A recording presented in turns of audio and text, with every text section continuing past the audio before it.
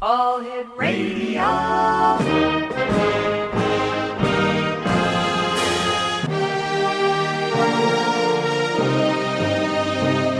Welcome to the X Zone, a place where fact is fiction and fiction is reality. Now, here's your host, Rob McConnell.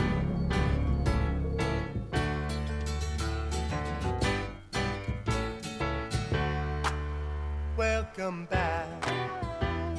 Your dreams were your ticket out. Welcome back to that same old place that you laughed about. Well, the names have all changed since you hung around, but those dreams have remained and they've turned around. Who'd have thought they'd lead ya? Who'd have thought they'd lead ya? Back here where we need ya. We got him on the spot. Welcome back. Welcome back. Welcome back. Welcome back. Welcome back. Welcome back. And welcome back to the X Zone, everyone. I'm Rob McConnell. This is hour 2 of tonight's show, and we're coming to you from the broadcast center and studios of the X Zone Broadcast Network in St. Catharines, Ontario, Canada. Right here on the X Zone Broadcast Network and your hometown radio, Classic 1220, streaming at classic1220.ca. X Zone Nation, my guest this hour is Sande Hart. We're going to be talking to Sande about evolutionary leadership, women's and feminine leadership, and liminality. Joining me now from Carlsbad, California, is Sande Hart. And Sande, welcome to the X Zone. Thank you. I'm so happy to be here. So, Thank Sande, you for having me. Oh, it's my great pleasure. And Sande, tell us a little bit about yourself and what you did to get where you are today. That makes sense. I'll try to keep that short. I am a first and foremost a mother and grandmother. I'm a women's empowerment, repowerment advocate. I'm an interfaith activist. I'm been working in the field of compassionate community building. Wow. And for about 2 decades, and run a women's interfaith nonprofit organization called the Global Women's Village. Good for you, man. You're really busy out there, and I love what you do. So congratulations on each and every one of those aspects. Thank you. Tell me about the Odyssey, Liminal Odyssey. What is that all about? Yeah, the Liminal Odyssey. Liminal. I'm sorry. Yeah, well, it is luminous. It is a luminal. Liminal Odyssey is a philosophy, it's a practice, it's a modality, it's an adventure from what is otherwise normal or mundane to the miraculous. It's an odyssey to a destination without distance. And this philosophy, when put into simple practices that we already have and maybe a few worth adopting, reduces the condition of discovery and disclosure of our soul's sacred task. It also reveals patterns of behavior and of society that no longer serves us, that aren't healthy, that have whose time has come. I'm talking about systems of domination,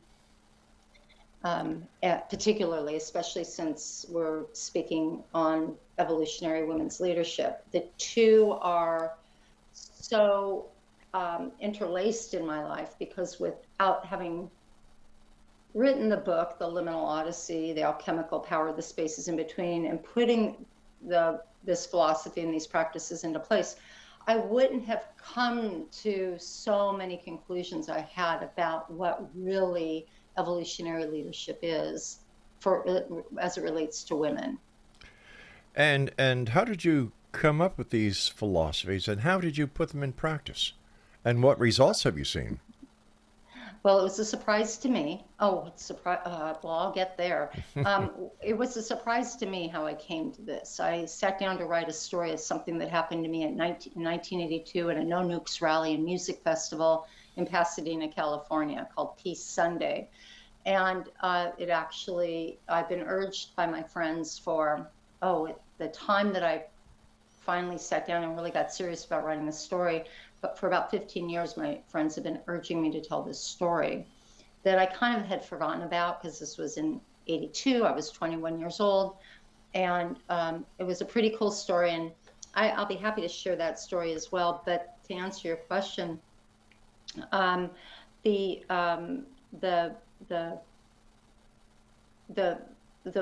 as I'm writing, and as any of you know, if you're a writer or even a journaler, so much is revealed that surprises you. Yeah. And more stories started kind of pouring out of me. These are real life stories that happened to me, one chapter to the next. And when I started thinking about what got me this experience, or what did I learn from this experience, or what revealed itself in these experiences, I started assigning them as skills, like reverent listening and body awareness and cultivating synchronicities. And I can go on, and I probably will at some point tonight, but they revealed themselves to me. And this collection of about 12 skills over the course of 12 chapters, what I discovered, and as I'm writing and I'm practicing them and I'm really getting into them and paying attention to them, I noticed them as not 12 skills, but one super skill that literally alchemized my life, changed everything. And Everything. what was that one skill? Well, it's a super skill. It's a collection of all these skills. I see. You know, we tend to, if you're like me, I have like 300-400 books on my bookshelf, and each one of them is a different modality and methodology. And I go to one and that one doesn't work. And self-help books I'm talking about. Mm-hmm. And then I realized, well, they're also mutually beneficial. They're like building blocks for one another. And when we start kind of looking at these practices in our life that we all have perhaps something we want to dust off, something we want to improve upon, something we want to, remove the wheat from the chaff, if you will, of our life. Why are we looking at a self-help book in the first place, right? Yeah. So I started recognizing that, and it was just through the course of this writing, that all of those skills were working as one. And I guess I can call it liminality, if I have to give it a name, because liminal means the space in between. It's a threshold. That's what the word liminal means. And what started happening for me is I started looking deeper into the spaces in between dilemma and choice. I started looking into, anytime there was a threshold between here and there, mm-hmm. And, whether it's the space between my thoughts, yeah, or the space between the ages, right, or years, or what have you, that I just started to really dive into those spaces in between and spend some time there with these skills. And like I said, the results were so transformational that, and now that the book has been out for about 3 years and I'm in these various circles, I'm hearing more and more people are saying the same thing. It's remarkable. And it's not just not my skills that I say adopt these skills and give them a try. It's not a preachy book. It's what happens when we take the skills we have and look at them in this way. And exactly. These skills are good skills. And, yep. Look at them, adopt them if they work for you, but add your own. But yeah, it's super important that it's personalized. My wife and I were talking years ago. By the way, we still talk. Oh. And she's not only my wife, she's my best friend. And I can talk to her about anything and everything. We both do that. And she was listening to one show I was doing, and I got home from the studio, and she said, you know that guest you had on tonight? And she named the guest, and I said, yeah. And she said, doesn't he realize that the answers that he was seeking were right in front of him if he would have looked in a mirror? And I said, wow. She said, and don't people understand that every answer to every question and every problem they have is in them. And I was, like that kind of turned a light on inside of me, because when I was doing shows from then on, I was listening to the guest and saying to myself, not to the guest, you just have to look in a mirror. The answer's right there. And I think that what your book does, it creates an inner awakening that the questions are outside, the answers are inside. Am I correct? Oh gosh, you nailed it. I think this interview is over. No. Your wife said it. No, I could not be more excited to hear that wisdom, because it is exactly, precisely that revelation of a condition of discovery and disclosure of our soul's sacred task is what that's what the world needs of us right now, and it's all within each of us. That's why I love the expression, it's a destination without distance. We are all feeling this tug. Something's got to change. There's so much creative tension on the planet right now in every sector, mounting momentarily, and yet we can feel a shift. And like I said, quantum science has, revealed we're in a second revolution right now of the vibration on our planet. So all of these forces coming together, inviting us to this unknown place that's calling us, is within us. Your wife is right on. Thank you. Sande Hart is my special guest this hour, Exonation. And if you'd like to get more information about Sande after the show, not now, you just stay right where you are, listening to us in your car, your office, or wherever you are on this great big planet of ours. The website to go to after the show, Exonation, is www.liminalodyssey.com. That's LIMINALODYSSEY.com. And of course, we'll have this information up on our website at X-Zone Radio on classic1220.ca. Sande, stand by. You and I have to take a little break, and when we come back, we'll continue this fascinating self-discovery conversation with our guest Sande Hart. The X-Zone, a place where people dare to believe and dare to be heard, Monday through Friday from 10 p.m. Eastern until midnight, right here on the X-Zone Broadcast Network and your hometown radio, classic1220.ca, and our affiliates around the world. By the way, Exonation, the X Chronicles newspaper is still available for April at www.xchronicles.net. And you know what? The best part? It's free.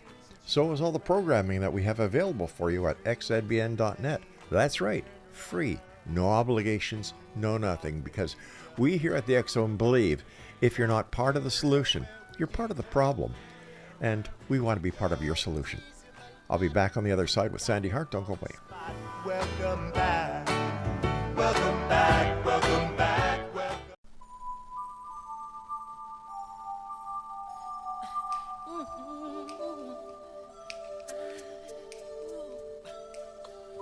I'm gonna make a change for once in my life. It's gonna feel real good. Gonna make a difference. Gonna make it right. As I turn up the collar on my favorite winter coat, this wind is blowing my mind. I see the kids in the street, but not enough to eat. Who am I to be blind, pretending not to see their need? A sonorous disregard, a broken bottle top, and a one-man soul. They follow each other on the window, 'cause they got nowhere to go. That's why I want you to know I'm starting with the man in the mirror.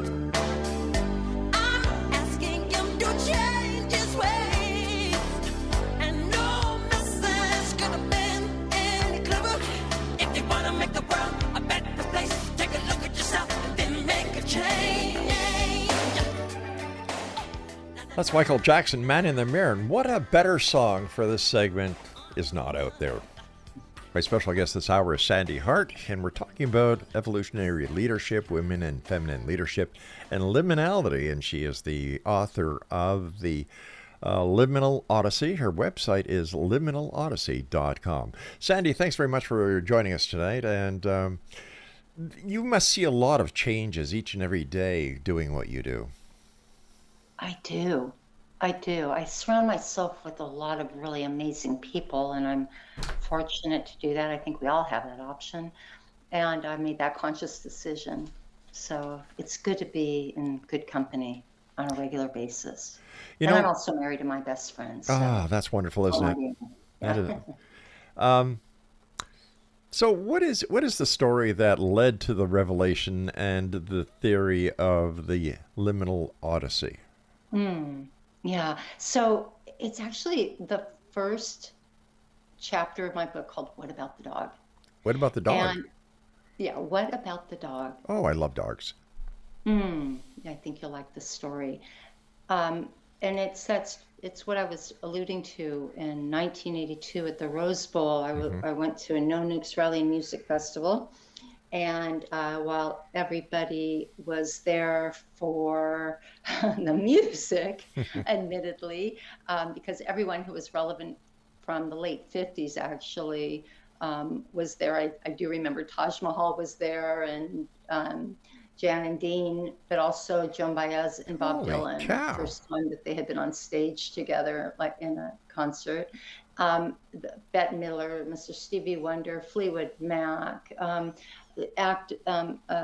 politicians and celebrities and environmentalists were all there to implore a stoned and rowdy 100,000 people crowd of the critical importance of nuclear nonproliferation. And that was the cause of this concert. It was a cause concert, really the first cause concert of its kind, only to be followed next by Live Aid. At any rate, in the very beginning of the day, the MC came out to the stage and said, it's going to be a very hot day, and we just got a report from the parking lot. Somebody left their dog in the car. If that's your dog, please go roll your windows down. And now I was sitting stage left, not too far from the stage, but remember, 100,000 people in a crowded arena, swollen to the max.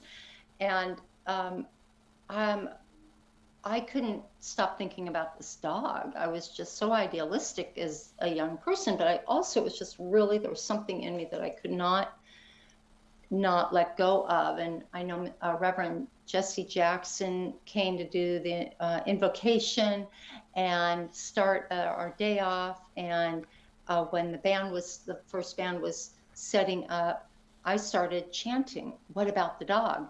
What about the dog?" And I knew if I chanted, eventually it would get down to the stage. And sure enough, it wouldn't take long at all for somebody to respond to me.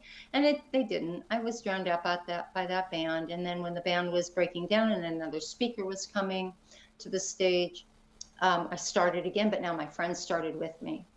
And this went on a couple of iterations until our entire section in our lodge area was chanting, "What about the dog? What about the dog? What about the dog?" Rob, this went on all day long. Around 4 o'clock, I was walking back in from the concession stand, and I heard it. I heard, "What about the dog?" And I didn't start it. And I'm like, it just was my realization that I don't know where that came from. I knew something. I knew something was stirring in me. I didn't know what it was, other than my passion for this dog. Right. But it would take me like 35 years to, longer than that, to really know what that was about. And when I stop and think about it, what happened from the moment that news hit my nervous system, that the dog is left in the car, and then my choice to do something about it. And then the power I had to activate 100,000 people because I was persistent and consistent about something that was important. And clearly everybody felt something important about that. what I was chanting about as well. It was meaningful to them as well. And then finally, at about 7 o'clock at night, right before Mr. Wonder was going to take the stage and ask for 5 minutes of silence, the MC came to the stage and said, "Oh, I hear you want to know about the dog," or something like that. The dog is fine. Oh, that's And then, great. yeah, everyone was cheering and trash was flying in the air. I remember, random objects. And then Mr. Stevie Wonder asked for 5 minutes of silence. So who knows if they did that just to quiet us down, or or it was a real thing, but it didn't matter. What mattered was I found my voice.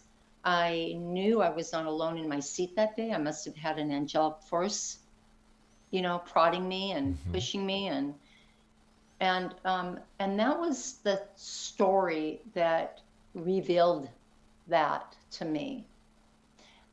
That, oh wait, there was something going on between, and it's a pattern in my life. It's just a pattern in my life where I've always said yes to things, or I've been able to stretch an opportunity into something adventurous. But how many people, Sandy, listening to us tonight anywhere on this beautiful planet of ours, have had that feeling and just kept that voice inside? And they will not know the difference it would have made if they just would have said something, but you actually took action. You let your voice be heard. And I think that this is what the world needs more of these days, is to let the inner voice out, because you made a great difference that day. You actually got somebody to take care of that dog, even if the rally was about nuclear proliferation. You did it. Yeah, and not only, thank you, and not only do I believe that we're all gifted with a seed in our pocket to show up when we feel that tug. It's not only our privilege, it's our sacred responsibility. Yeah. And who are we not to show up? Who are we to play small?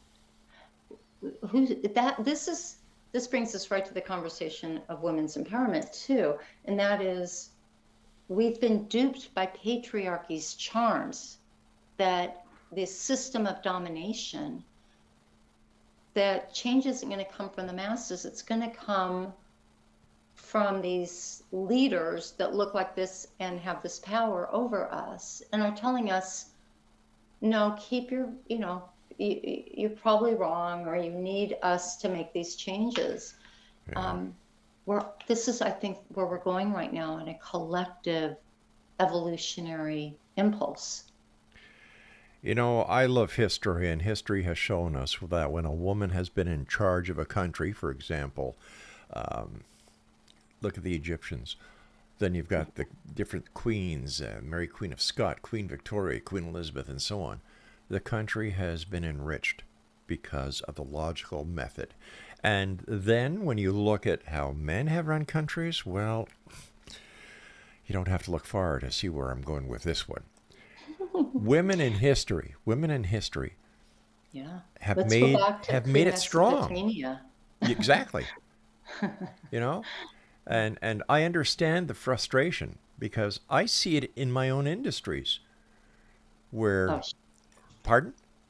I'm sorry. Yeah, I was just agreeing with you. Oh, sure. Yeah. Of course. And I believe that it's not the sex that determines the person who gets the job. It's the qualifications of the person that best suit the job. And, once again, I applaud you for what you're doing. Thank you. Thank you. It's not, I think we're also really well served to understand that matriarchy, these matriarchal societies that existed, before monotheism, really got their grip on us. And that experiment, I think, is starting to fade away. And I'm saying this as an interfaith activist born a Jew, that it was an egalitarian society. Men and women had equal voice. Yep. Matriarchy is, or I would say patriarchy is the absence of matriarchy, but matriarchy involves both the masculine and the feminine voices. Right. We're not talking about gender now. Mm-hmm. We're talking about qualities of masculine and feminine. I agree with you. Yeah. And the wounded male, we can't blame men too hard. And by the way, women, this is what a lot of my work is right now. And my forthcoming book on the future of women's leadership is that we have a lot of baggage that we are carrying, and we have a lot of stuff that we have to look at ourselves to say, how much are we're contributing to that patriarchy. Yeah. And men, the wounded male, it's a whole nother radio program. All right, Sandy, please stand by. You and I have to take another break here. And Dexonation, if you'd like to find out more about Sandy, visit her website, liminalodyssey.com. And Sandy Hart and I will be back on the other side of this break as we continue here in the X-Zone from our broadcast center and studios in St. Catharines, Ontario, Canada. And you're listening to us on the X-Zone Broadcast Network, coming to you on your hometown radio, Classic 1220, and streaming at classic1220.ca. And again, welcome to our new affiliate, WVEX 105.3 in Midland, Michigan. It's gonna feel real good, gonna make a difference, gonna make it right. As I turn up the collar on my favorite winter coat, this wind is blowing my mind. I see the kids in the street, but not enough to eat. Who am I to be blind, pretending not to?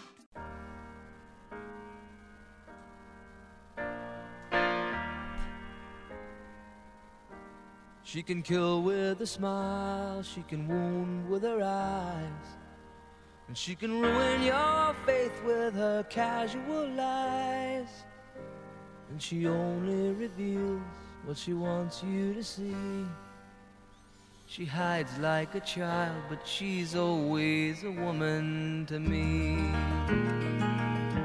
She can lead you to love, she can take you or leave you. She can ask for the truth, but she'll never believe. And she'll take what you give her as long as it's free. Yeah, she steals like a thief, but she's always a woman to me. Welcome back. Sandy Hart is my special guest, X-Zone Nation, and her website is liminalodyssey.com. Sandy, what types of transformation potentially takes place, and how is perception shifted as it relates to the paranormal, for example? Yeah. Well, you know, as I described, the Liminal Odyssey alchemizes the mundane to the miraculous in ways that are transformational, like you say. When we practice these skills of awareness, paying attention to the impeccability of our words, self-realization, when we understand that we live in an all-encompassing, all-loving universe. I'm just rattling off a few of these skills. And like I said earlier, reverent listening and body awareness. There's an acute shift of perception that where you see new colors, you feel new textures, you're slowing down to the sound of awe and wonder about everything around you. And that's how we start cultivating synchronicities, meaningful connections between two things that may not otherwise be noticed. And I believe that that's how spirit talks to us. So when we are in this condition of, I guess we can call it liminality, then we start seeing what was normal and is now paranormal, but we're normalizing it. Yeah, exactly. Yeah. It's time to normalize a new perception. How does one's religious philosophies fit in with today's liminal Odyssey? Oh, that's a great question. Well, it all depends. I think the universal truth of all religions is love. Yeah. And then there's the golden rule: do unto others as you'll have done unto yourself, so to speak. Yep. Broadly, those two things. So I think we all agree upon.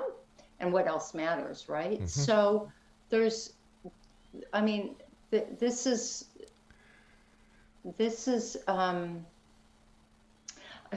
beautiful. There's, I write about the spaces on the Torah. I can speak to Judaism. Okay. 'Cause I'm Jewish. I love it. The Torah is written in a very specific way. These scrolls that the first five books, the Old Testament, as it's known, is written on, and by a scribe who has some 4,000 hours of training and must know all of these laws to breathe them in to the Torah while they're scribing it. And there can't be any mistakes in the Torah. And if there is, there's a ritualistic process to remove that word. And if that word happens to be God, for example, then there's a ritualistic burial as well. So there's a real if you see a Torah, there's so much that goes into it. But this is the fascinating part about it. It was designed in a way that there's the exact amount of space around the outside of every portion of the Torah, or the page, if you will, and in between every letter. Exact amount of space. Now, one thing about Judaism is you can ask a Jewish person 2 questions and get 4 answers, or 2 Jews 1 question and get 5 answers.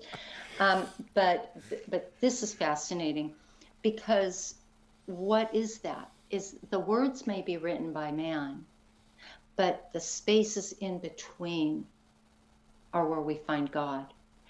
And I did a little bit of research on this, not a deep dive, but so much of our world religions come from the monotheistic philosophy, which came out of Judaism. So I think when we start slowing down and really understanding our individual faith, we'll find meaning in that, as I did with my faith. I knew this about the Torah, but it wasn't until I started thinking about liminality that made sense to me. I believe that when we start taking a good look at our own religious philosophies, we're going to find out that we all have the same roots. Mm-hmm. It's just the same encyclopedia set, except everybody's got different volumes. But when you put the volumes together, you've got the complete set. Right. And somewhere along the way, we got duped into believing that we can't sit together, we can't look at them, or nationalism uses religion as a great divider, as a great manipulation tool. And there are those in power that use religion as a weapon. Exactly. Now, here we are in the 21st century, and we're still looking at religion as a means to weaponize and use against people. I really think that we are evolving out of that. It's a slow drift, but I'm seeing it as an interfaith activist. There are Pew studies, and I've seen a few of them over the last 2 decades that I've been an interfaith activist, that have proven that the fastest growing identity is none, N-O-N-E. We're losing our youth. Religion is losing its youth because it just doesn't hold water anymore. Yeah. We're growing a whole new human being now. Yeah. I was talking to a high school student. I'm interviewing some women for my book, and I was interviewing this high school student, and who is wiser beyond measure and wiser than me, and what was coming from her, I could never imagine. Just the way their brains work. They've just grown up different with technology and computers, and they're using more of their left and right brain. We've been so left-brained, and it's time we move back into our right brain. I agree with you 100%. In fact, here in Ontario, it was just announced that the Minister of Education said, no more cell phones in schools. Yeah. It's ruining. People are paying more attention. People spend, what is it? I think there was a survey that was put up. People spend 92% of their day looking down at their cell phones than they do anything else. Oh, sure. 90. Yeah. And it's our grandson, one of the 15, was over at the house the other day, and my wife was, it was somebody's birthday, so she was writing out the birthday card. My grandson said, "What are you doing?" My wife says, "I'm writing out Stephanie a birthday card." And he says, yeah, I know that, Grandma, but how do you write like that? And he's in grade 6. Yeah. They don't use Scribe anymore. You lost me at 15 grandkids, but okay. Oh, wait a minute. Yeah. There's also 2 great-grandchildren. Oh, wow. Bless your heart. I don't even know if my 35-year-old daughter can properly address an envelope. And she doesn't need to. I mean, she's brilliant. She's smart. And takes after her mom, huh? But, actually she can, because I made them do that in school and whatever. But anyway, we are growing a different human being right now. And we really need to get out of their way. And the reason, Rob, that I'm an interfaith activist is not because I'm interested in the faith traditions. I mean, I am. I love to know what makes people tick, what makes them think. I did this. I started this organization, our Women's Interfaith Organization, which was formerly called S.A.R.A.H, the Spiritual and Religious Alliance for Hope. S.A.R.A.H, the Mother of all nations. And at the morning of 9/11, where I heard "gather women," when I saw what we were all seeing on the news. Right. And I knew that, where do you go to affect change? And you go to the heart. And how do you impact, where can you find a critical mass in one space that are all facing the same direction, places of worship, and who are all informed and motivated, inspired by the teachings of that church, and particularly the rabbi or the minister or reverend, what have you, leader, what have you. And that's where change, I really believe change happens in that way. And I did a lot of community building, and there's lots of interfaith councils around the community that I'm still semi-active in. And women coming together and having honest conversations is really critical when we can dismantle the fear that has been used to manipulate us and see our common bond of love and compassion too.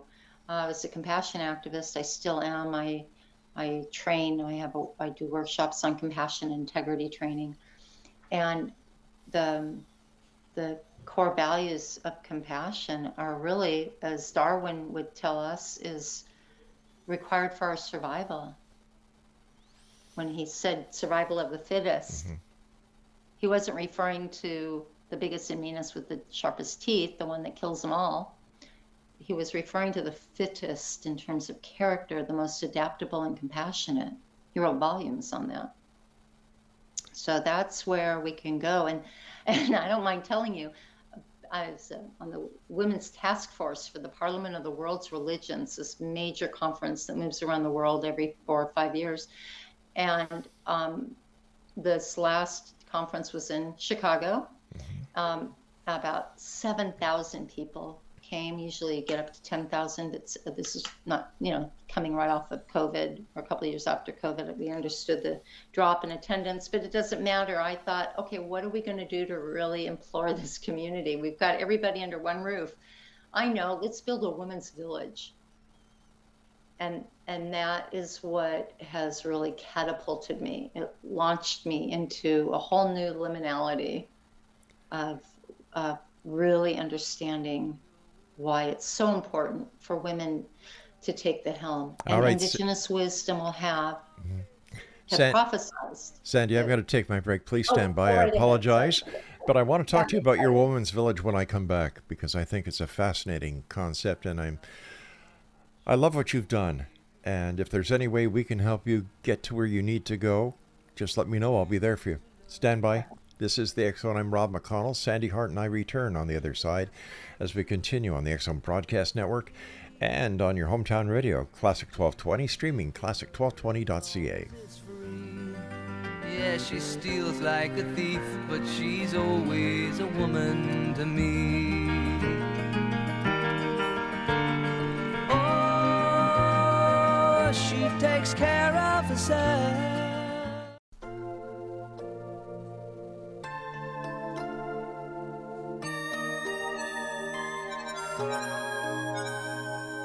Go now, don't look back, we've drawn the line.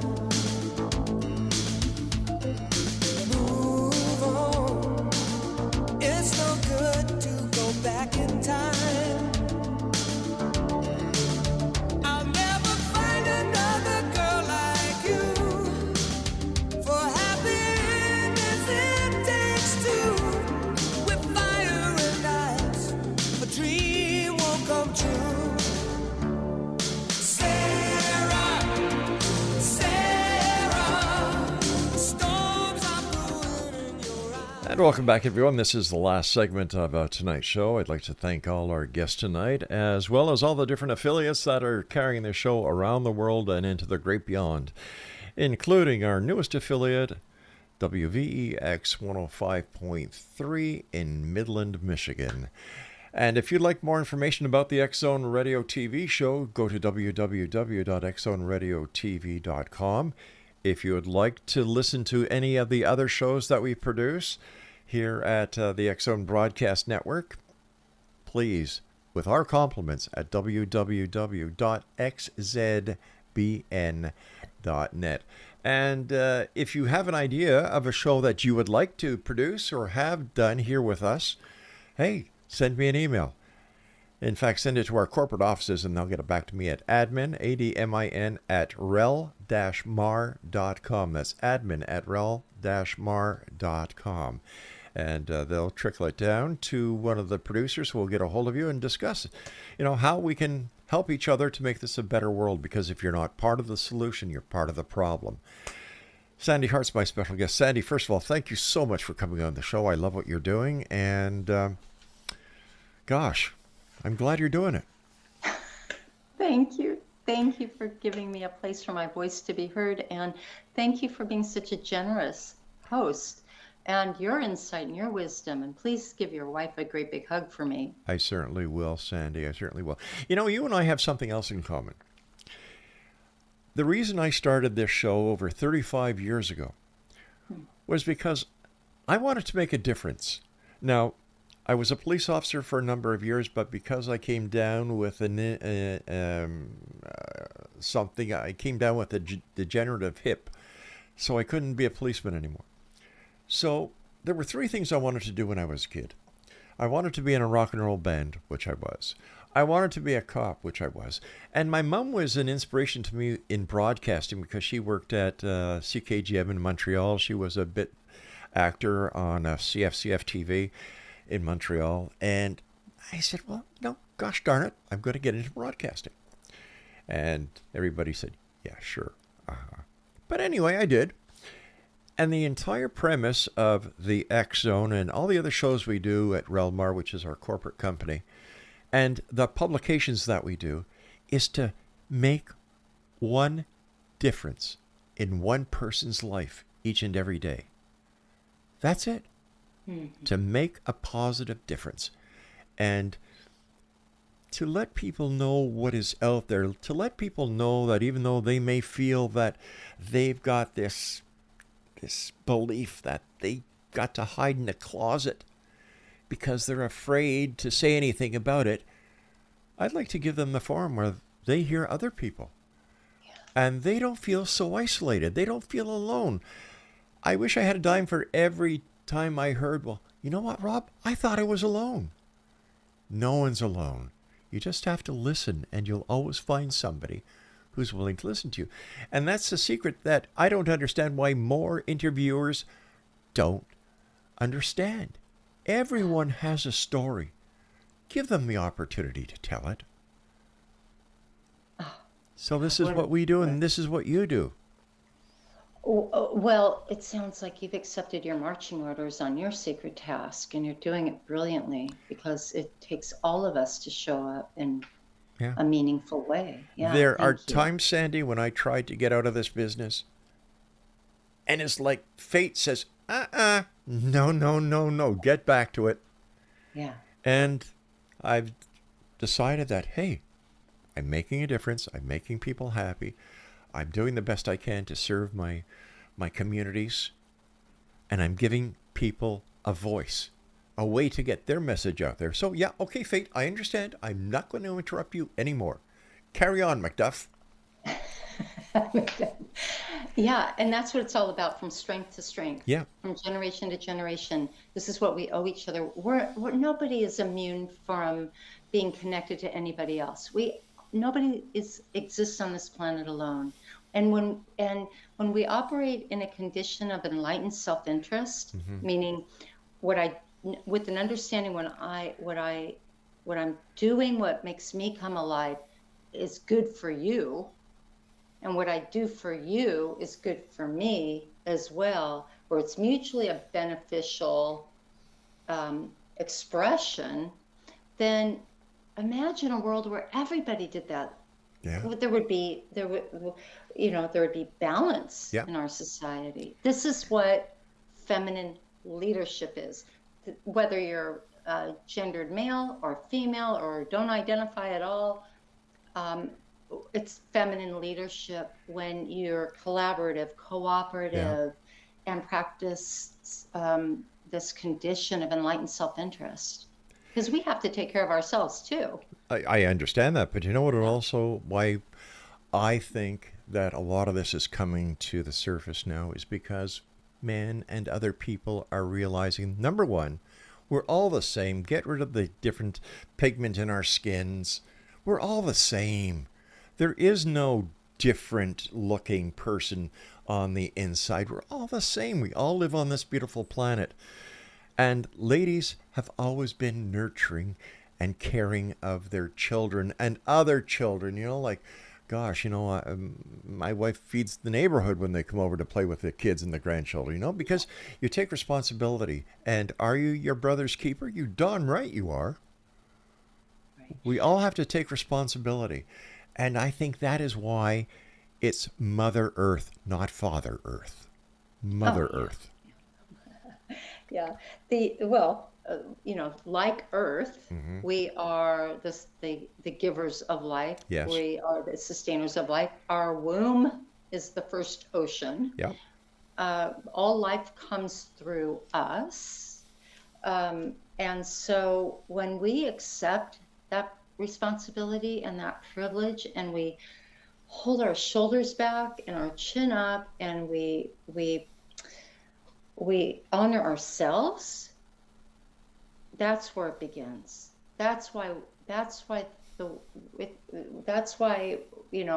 days of pounding the pavement and pumping our fist and demanding equality, well, of course there needs to be, balance. There needs to be parity, because men and women aren't the same. We're built differently. We have different roles and to procreate life. And there's different conditions, yet parity means equal access. So when we all have equal access, and what keeps system of domination in play is fear, and so just the question is, why? What's the fear? What'll happen if? Oh, well, let's look back on eras where women were at the helm. Before the break, I was mentioning, and you got me really excited, so I wasn't paying attention to the time, that according to indigenous wisdom, the staff has been passed to the feminine, not the woman, the feminine. And because women, the gendered woman, embodies that feminine naturally, because we need it to care for our young, feed our young, have more babies, and so on. Yeah. And just our nature, some things that are absolutely women's nature, that we own that helm, that we own that staff, and we start believing it for ourselves, and then see what happens. Here's a really cool practice. Okay. And this is great for women to do because it just demonstrates, I used the word, it demonstrates the system of domination in a different way. But I invite everybody to take the word J-U-S-T, just, right, out of your vocabulary. It's sort of like that word but. It discounts what you just said. I love you, but. Yeah, exactly. You look nice, but. Well, just does the exact same thing. Yet, I just want to call you, or I just want to say something, or that's just saying, it's almost asking permission, or it's dismissive, like, forgive me, sir, may I speak? And that's a condition. That's the cellular memory that we carry. That's the baggage we have to do work on. And you know what? It's not a switch you can turn on and off. Perhaps you'll be a little bit more aware of it now that you've heard this conversation, but there's practice. Practice is really important. The Liminal Odyssey does have practices but anytime you practice anything you want to change, you're changing the chemistry in your brain. You're actually rewiring your brain, creating new neural pathways where it becomes a habit, where it becomes part of who you are. And that's how you impact the collective, because you're creating a whole new culture that starts with you. And culture is nothing more than a collective agreement from everybody. So what are we going to do to start showing up in our power? And I want the gendered male to do the same thing and drop the fear and take a look at that woundedness, especially white men, because white men have been carrying so much since the Inquisition. There's a heavy load. It is. We can go on and on, but generally speaking, this is why I wanted to build a village in the middle of the world's religions, into the epicenter, the root ball of that system of domination, where the religions are, to create a space, 1,300 square feet. That's the amount we got. And boy, did we use every ounce of it. And people would say, God, the air is different in here than it is out there. And we didn't have any big walls. We did have a container. We did have something that created a divider between us and the rest of the convention in the foyer there. But we didn't have anything that would have created, like, it wasn't a closed room. The texture in the air was different. It just was different. And men were coming in there and sitting down, taking naps, playing their guitars that they might have brought, or flutes, or whatever. Sandy, I hate to do this, but we've just run out of time for tonight, dear. You'll have to come back, Sandy. You'll have to come back, because we still have so much to talk about. Sandy, take care. Thank you very much for joining us in X Zone Nation. If you'd like to visit Sandy's website, which I urge you to do, liminalodyssey.com. Well, that's it for tonight. I'll be back tomorrow night at 10 o'clock as once again we cross the time-space continuum to this place that I call the X Zone. So until tomorrow night, my friends who are listening to us on the X Zone Broadcast Network, Classic 1220s, and of course streaming classic1220.ca, always remember to keep your eyes to the sky and your heart in the light. Good night, everyone. You don't have to go home, but you can't stay here. I know who I want to take me home.